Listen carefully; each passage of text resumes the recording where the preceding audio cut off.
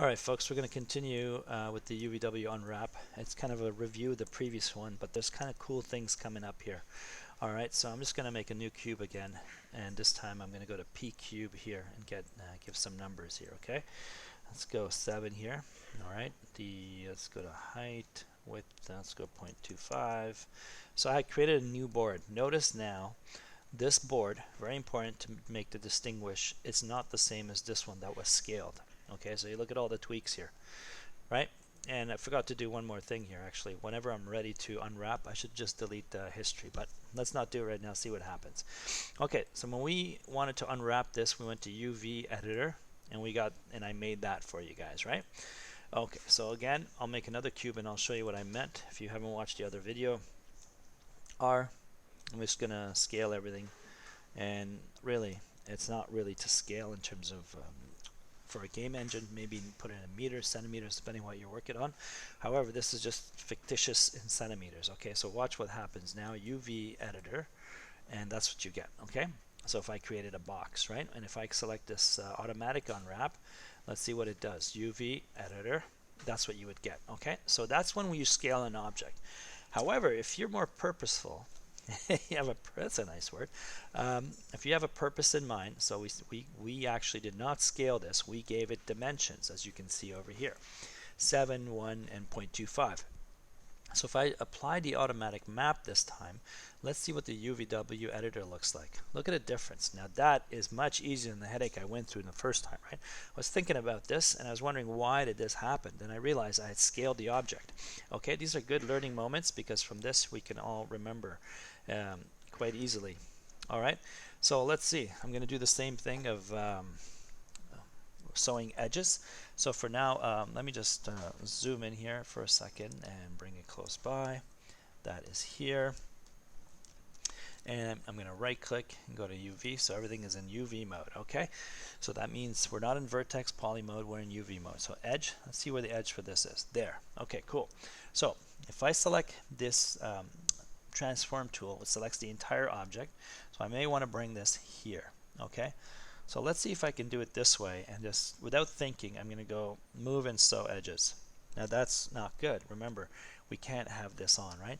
So let's see here. If I go to edge 1 and then zoom out a touch, so now I'm looking, these edges are not making any sense to me. Look, okay, so yeah, actually they are working. Okay, good.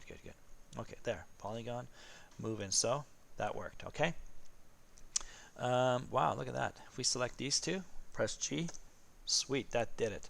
All right, so this edge, I'm assuming, okay, so we need to rotate this to flip it, right? So again, I'll take the selection tool, click on rotate once, twice, 3, 4, whoop, right there, it's good. And now if I get out of that tool by pressing W, okay, move tool, move UV shell, there you go, that's what it's called. Edge, right there. And now let's go to move and sew. That did not work. Okay, let's do it that way. Press G. That worked. Sweet. Okay, so let's find the edge for this. Sorry, it's there.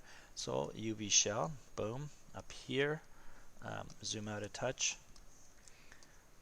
And rotate counterclockwise once, twice, and slide that over. And I forgot where it was now. Right there. Okay, good. Okay, and let's just do this for a second. Oh, sorry, I'm not in edge mode, see? I have to be in edge mode. As soon as you select it, both will light up, I'm assuming. And again, come on. And let me see if that's going to work. I don't think it's going to work. Yeah, I knew it. I know why. Haha. See? Our shell is on. Forget the shell. Edge. Here, move, and sew edges. Nice. That worked. And boy, is this faster, right? So let's see where this one goes. Right there. Let's get the UV shell counterclockwise. Actually, no, clockwise. Come down here, over, somewhere here. Okay, and we'll pop that there. And then we got to get out of the tool by pressing W or Q, and that's a select tool, obviously. Edge, and these edges are selected. Okay, good. Move and sew. Awesome. So now that I have this, I can go to shell again and rescale it R, like to fit within this area. As I did before, I may want to expand the proportions here, okay? Just so that I can get more textures on it. So I'll do what I did before. I'll go to UV again, stay in move mode, and I'm going to take all of these and bring it to the edge here, right there, right about there. And then I'll do like before, I'll make these like 2 squares wide, right? And this one here, half a square wide, and then 2 square wide will be somewhere around here, like that. And then that's pretty good. And then we'll make this one half a square, something like that. Okay, so, oh, forgot about these guys here. Let's bring them up a touch, and you guys a touch, and it should be something like that. Then I'll select the entire object again, the surfaces, by UVing R, and here we go. Slide that in, pretty good, W. We're good to go at this point. And if I want to get the grid off, there's that. I can do that if you want the background like without any without a grid. You can do it this way. So I'm going to go right here and be in object mode. Okay, object mode, not in vertex, because you may get into some trouble if you want to take a snapshot. So here we go.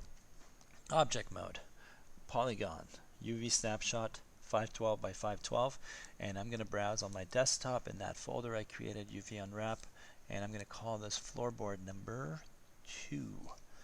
And it's, I think I left it at 512 by 512. Good.